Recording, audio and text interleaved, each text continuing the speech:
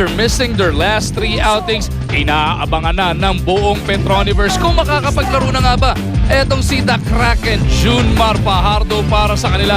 Bakit nga naman hindi? They went 1-2 without him. Ito na mga Global Port Batang Pier, makukuha na ulit etong si Sol Mercado who is in their starting lineup. Hamon sa pagbangon ang ating labanan sa gabing ito live on TV5 sa pagpapatuloy ng 2014 PLDT Home DSL PBA Philippine Cup. Mag-umargin po kasama natin si Eric Reyes.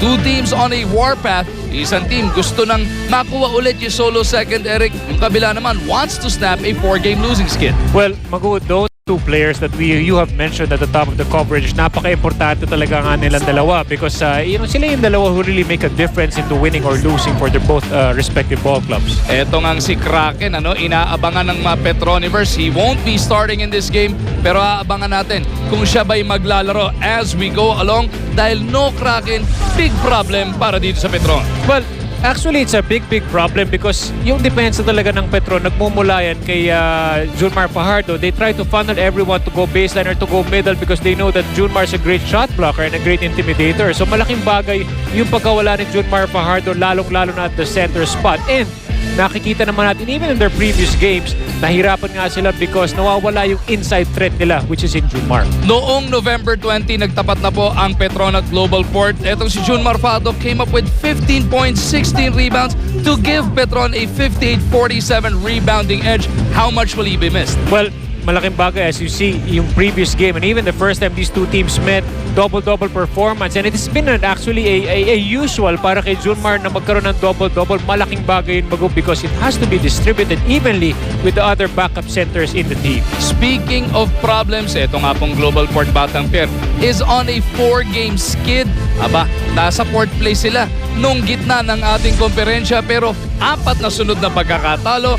Eric, in these 4 losses, they've been giving up close to 100 points per game. Bumagsak na sila sa stats, set dead last in giving up 97.4 points per ball game. Well, actually, offense is not a problem para sa koponan ng Global Port. I actually enjoy watching itong Global Port because of their high-octane offense. But the problem is defense. Kagaya nga, we always say that.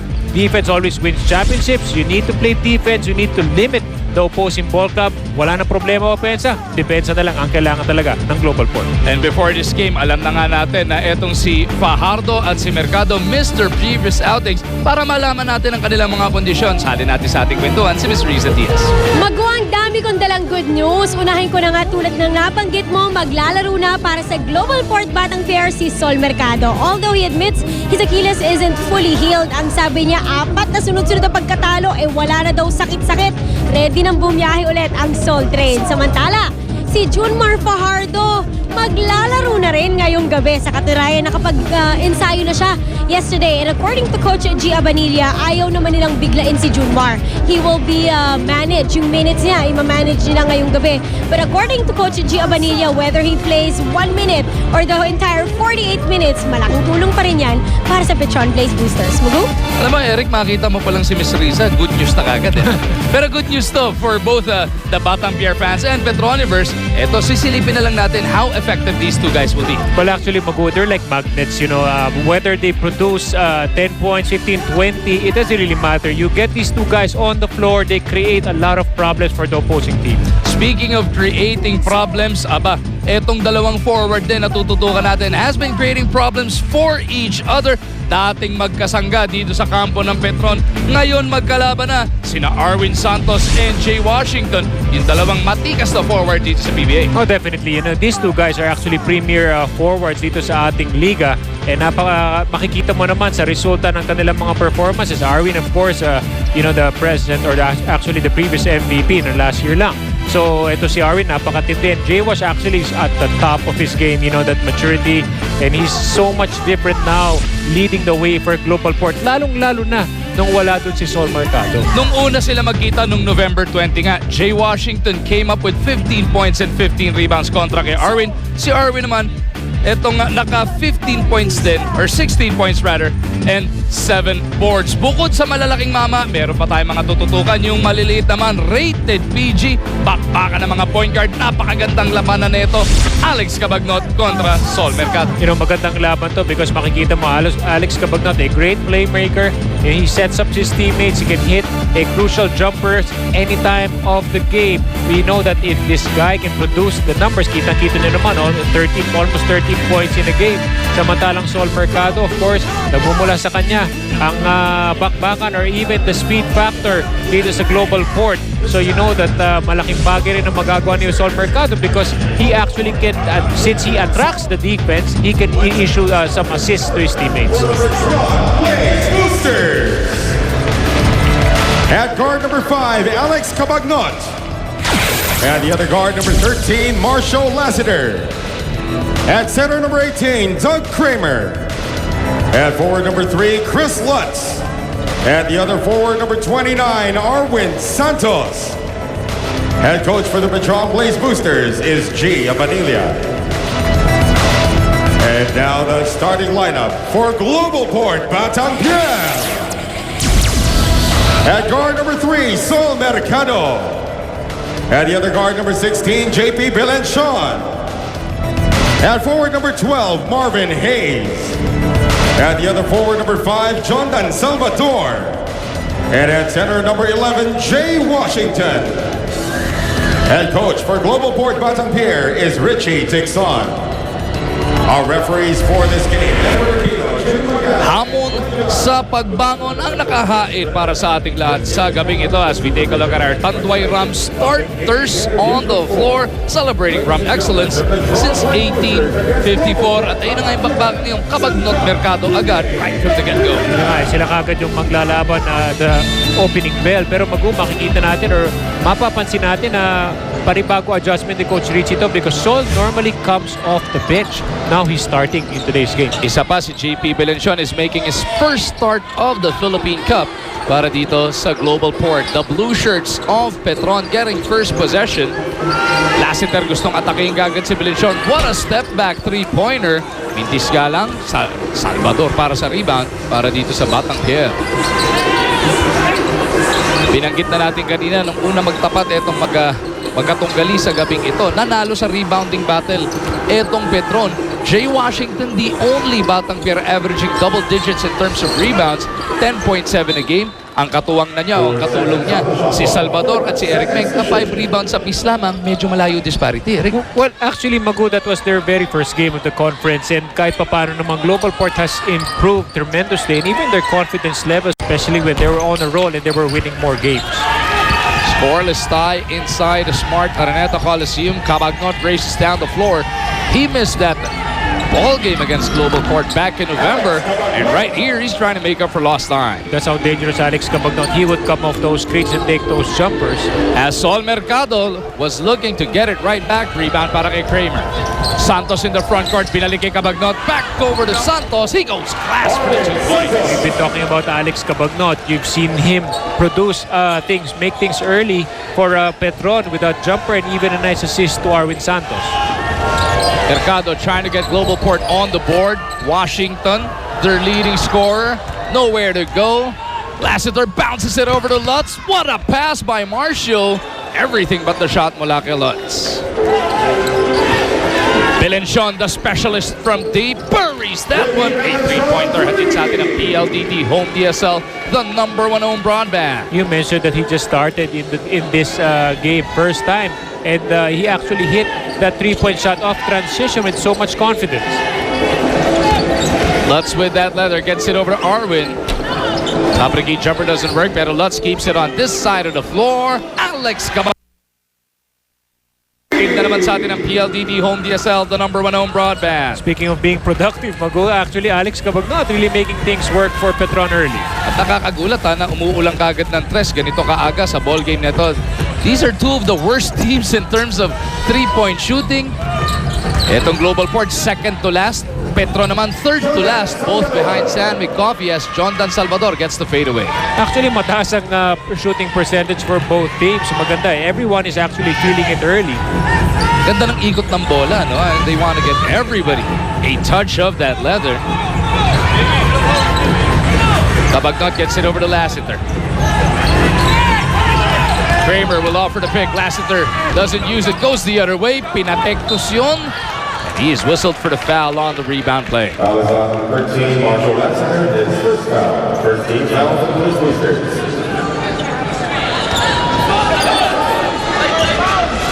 7-5 ang nasa ating talaan. Ang Petron po abante ng 2 puntos. Wala pa naman 3 minuto lumilipas sa ating bakbakan.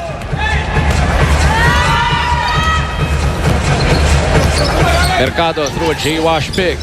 He goes cross court over to Hayes. Salvador at that post against Kramer. Dalawa sa pinakamalapat na balikat sa PBA today. Washington has 5 to work with. Salvador's got to get something going. He spins away from Kramer. 4 points in the game for Salvador. I actually like that matchup between Doug Kramer and Jordan Salvador. But Doug actually playing great defense right there, forcing Salvador to take a jumper. Nararamdaman mo hanggang dito yung banggaan nila, no? As Chris Lutz gets Petron another 2-point lead. Actually, mabigat eh. You could really see the collision between these two monsters playing under the basket. Mercado slicing through, puts it up and in, gets to the basket, may kasama pang foul. You know, easily you could sense right away that Global Port is so much different without Sol Mercado. Nawawala yung penetration, yung threat na ginagawa parati ni Sol Mercado. Once he has that basketball, he just creates so many problems for the defense. Back in November, nung una niya makatapat etong Petron, Sol Mercado came out with 20 points, 5 rebounds, and 6 assists. Yung katunggali naman niya si Alex Cabagnot, as we mentioned, missed that contest. 10-9 is the score. Global Port abante na ng isa. First taste of the lead para dito sa Batang Pier. Lutz, that crossover na ipit ni Hayes. Lalabas muna niya kay Cabagnot yung bola. Shot clock winding down. Cabagnot couldn't bail him out. Salvador gets it over to Mercado. Tandaan natin, last Philippine Cup, Mercado while playing for Meralco led the league in scoring and assists. Kaya ganun talaga ka-importante. Nakakapaglaro na naman siya para dito sa Batang Pier as Kramer gets that finger roll and he droops to the line for a bonus shot. You know, this guy is so underrated. Doug Kramer actually makes a lot of, gives a lot of problems para this opposing team because look at him, he's just actually training well. He had that nice left layup. And, the good thing about Doug, not only can he produce the offense, he can also get a lot of rebounds. 7 points, 8 rebounds per contest ang kanyang average. And from that free throw line, he is shooting 67%.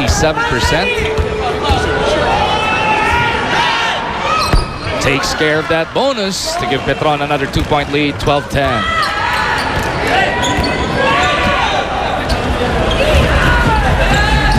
Mercado di diskarte sa kabilang dulo as we remind everybody that this PLDT Home PSL PBA Philippine Cup is presented by the reliable family-size connection of PLDT Home PSL, the #1 home broadband.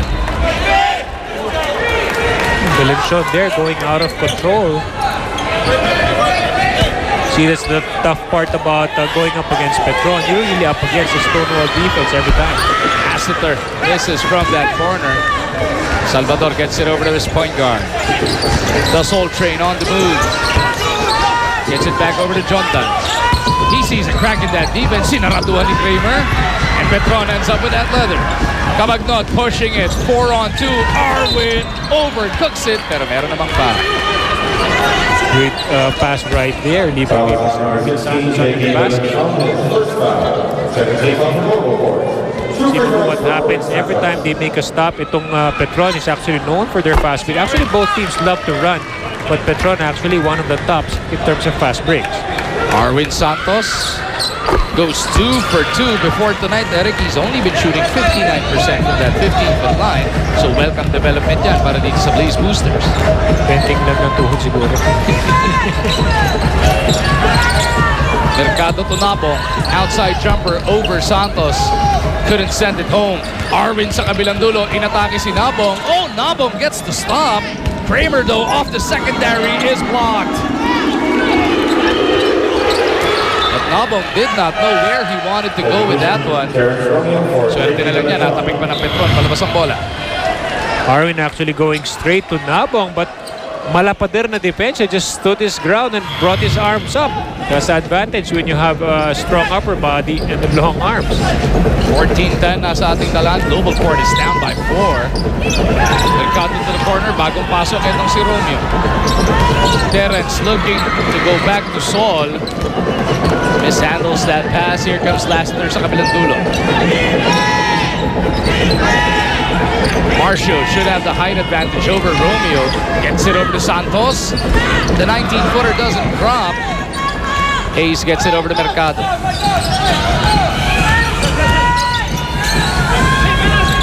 Salvador wanting to set this one up. Gets it out to Nabong. Santos all over Kelly. Mercado with 5 on the shot clock. Gets it to Nabong. Big spin for Kelly. Couldn't finish with a left. Kramer with a board.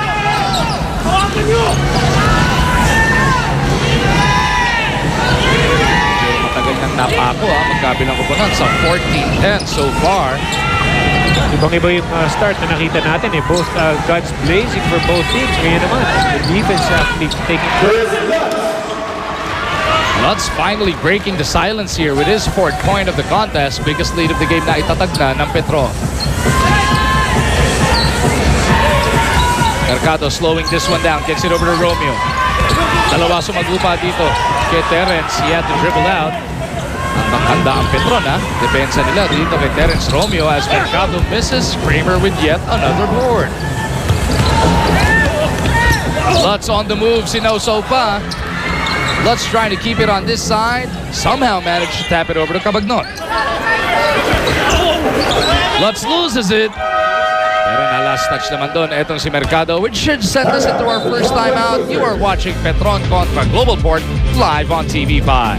Araneta Coliseum kung saan ang Petron Blaze Boosters nakapagtayo na ng 6 na puntos na kalamangan kontra dito sa Global Port. Nice Friday evening for the kids inside the Big Dome as we send it over to Riza Diaz. Not so good news kasi galing ako sa bench ng Global Port Batang Pier at nananakit yung kanang paa ni Jay Wash. Ang sabi niya parang may nag-pop down dun sa bandang arc. And according to him, talagang masakit. He's trying to walk it off pero medyo iika-ika. Ang sabi niya hindi siya sure kung makakabalik pa siya. Narinig ko naman si Coach Richie Tixon. Ang sabi sa kanya, sabihan lang daw siya kapag ready na at ipapasok siya ulit. Yikes. You can see on the top left corner of your screens, Jay Washington is getting work done on that foot, on that Global Port bench. Good news, bad news. Bigla kanina, good news ang hatid ni Miss Riza na healthy na nga ito si Sol Mercado. Ngayon naman, nagkaroon ng bad news in that short stint from Jay Washington as Romeo comes up with the acrobatic layup. You know, these guys really take charge. In that previous game, they really attacked itong si Terence Romeo. ROS really made it tough for him and he couldn't get going. Now he really has to explode because Jay Wash is actually doubtful to be able to get back in the game.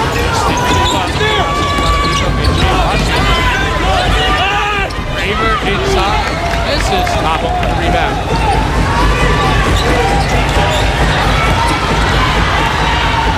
Oh, what a spin! And a hook! The rookie delivers the 2 points. Tsu was actually having a great conference. You know, he's actually a revelation here. No one really expecting Justin Chua to be this productive both defense and offense.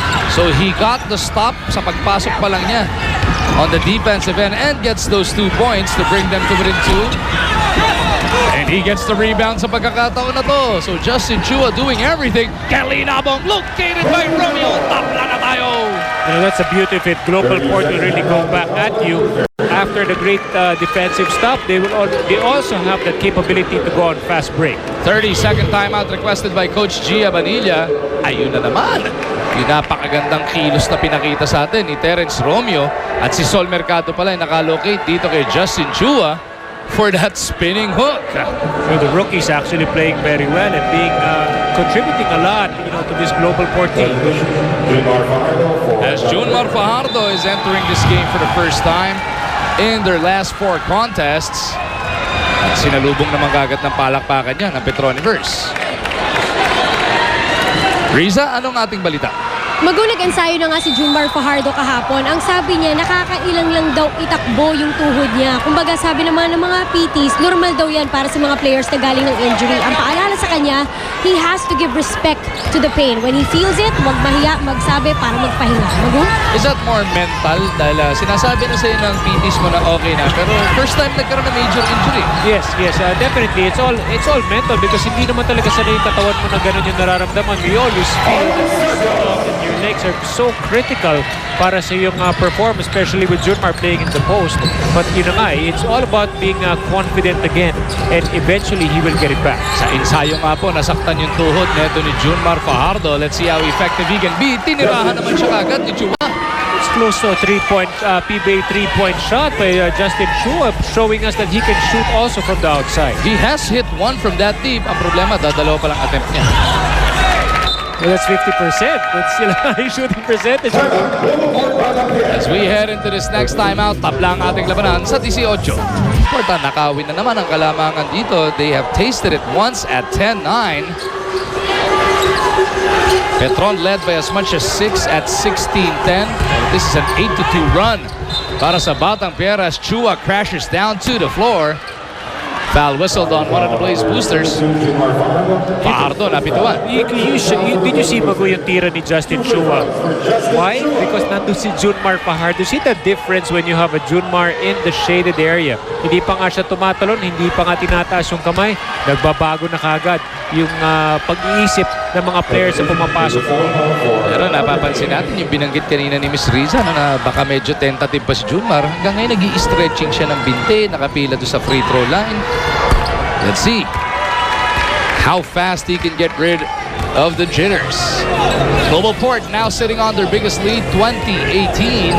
Chris Ross now part of the 5 para sa Petron. Ross looking for Junmar, broken up by Nabong. Santos keeps it on this side of the floor. Nabong battling with Fajardo underneath. Junmar is fouled. Actually, there's a wrestling match down there between Nabong and Junmar. Nakikita na nga natin, may mga jersey na halos mapunit na nga, no? But Junmar having that size and that height advantage underneath was easily able to get a lob pass.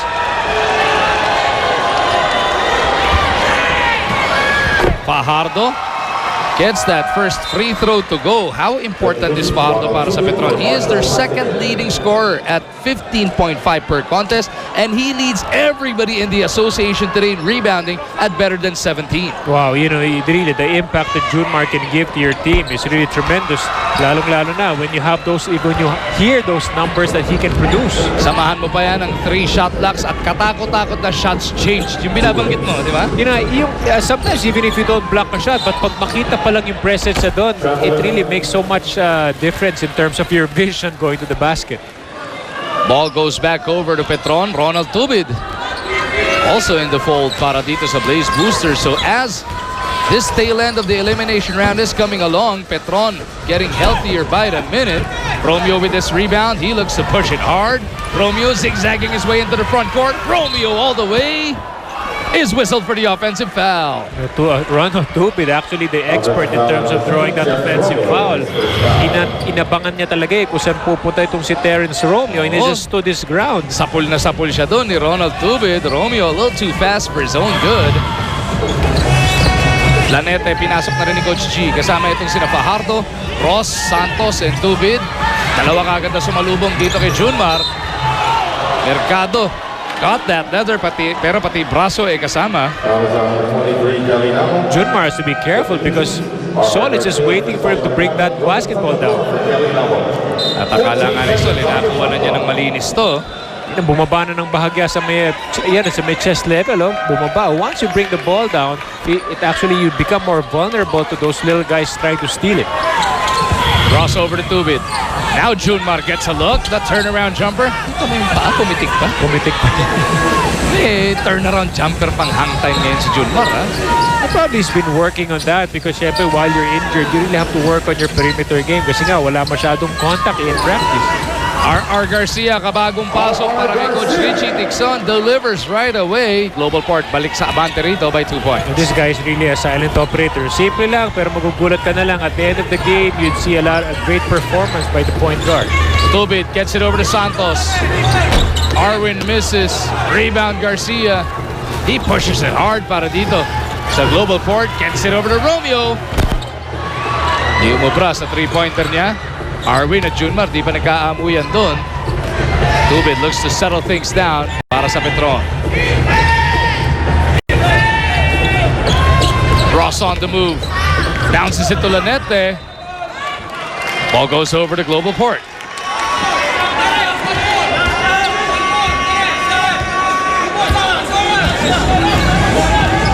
Batang Pier looking to milk the clock here. There's a 1.9 second differential between the quarter clock and the shot clock.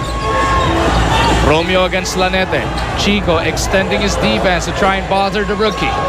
Romeo with that crossover is fouled. 1 of 2 to give para sa Petron. It's a smart move right there by Petron to really give up those fouls. Lalong-lalo na Chico Lanete is inside. 8.3 to go. Meron pang isang foul na pwedeng pamigay ang Petron. Papasok dito si Deutschman para kay Arvin Santos. Salva naglabas ng bola. Nabura si Tubid. Here comes Romeo. Mintis. Lanete looking for Ross in the front court. Just enough time to get it up. Chris Ross would have counted if it drops. So at the end of the first 12 minutes of action, it is the Global Port Batang Pier leading Petron 22-20. Jondan Salvador pinaramdam ang kanyang laki dito sa Blaze Boosters. Pero si Alex Cabagnot, napakaganda na rin naman ang simula para dito sa mga naka-asul. But Terence Romeo came off that bench, came up with some nifty assists and this beautiful basket. Ay alamang sila ng dalawa rito, 22-20.